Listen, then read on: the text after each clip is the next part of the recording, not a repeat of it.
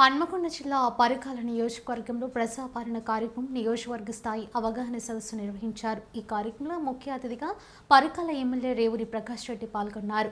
ఈ నెల 28 నుంచి జనవరి 6 వరకు రాష్ట్ర ప్రభుత్వం నిర్వహిస్తున్న ప్రజాపాలన పరికాల నియోజకవర్గంలో పకడ్బందీగా నిర్వహించి ప్రజలు లబ్ధిదారులు ఇబ్బందులకు గురి కాకుండా జాగ్రత్తలు తీసుకోవాలని పరికాల శాసనసభ్యులు రేవూరి ప్రకాష్ రెడ్డి అధికారులకు సూచించారు.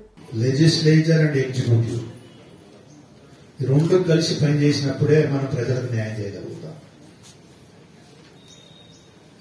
ఇది ప్రతి ఒక్క స్థాయిలో కూడా మీరు అది గుర్తుపెట్టుకొని మనం అందరం కలిసి ముందుకు వచ్చిన అవసరం ఉంది. అందుగురించి స్థానికంగా ఉన్న ప్రజాప్రతినిధులు వారి కోఆపరేషన్ తీసుకోండి, వాళ్ళకి ఇచ్చే రెస్పెక్ట్ వాళ్ళకి ఇవ్వండి. మెయిన్ గా వాళ్ళని మాకు మీ కన్వీనియంట్ గా మాకు కావాల్సిన సహకారం ఏంటి అనేది వారి సహకారం తీసుకోవడం వలన మనం గ్రామంలో, ఎందుకంటే బోత్ ఇద్దరిది బాధ్యత, సర్పంచ్ గారిది, ప్రజాప్రతినిధులది, అధికారులది ఇద్దరిది బాధ్యత. ఒకరి మీద ఒకరు మనం డామినేట్ చేయడం కాదు మనకి ఈ కార్యక్రమము. అందరం కలిసి మనం ఒక సోషల్ రెస్పాన్సిబిలిటీ. ఇంకోటి నేను ఎంప్లాయీస్ మీ అందరికి రిక్వెస్ట్ చేసేది, మీరు జీతం గురించి పనిచేయడం లేదు.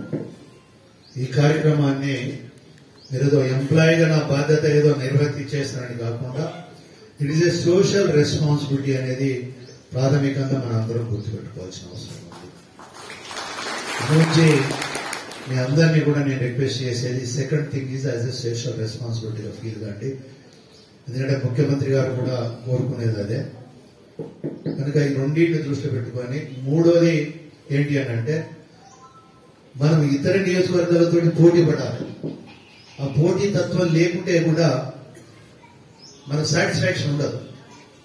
ఎప్పుడైతే పోటీ తత్వం ఉంటుందో, ఎస్ మనం సక్సెస్ఫుల్ గా మనం ఈ కార్యక్రమాలను మనం నిర్వర్తించుకుందాం, అందరి భాగస్వామ్యం ఉండే విధంగా చూసుకుందాము.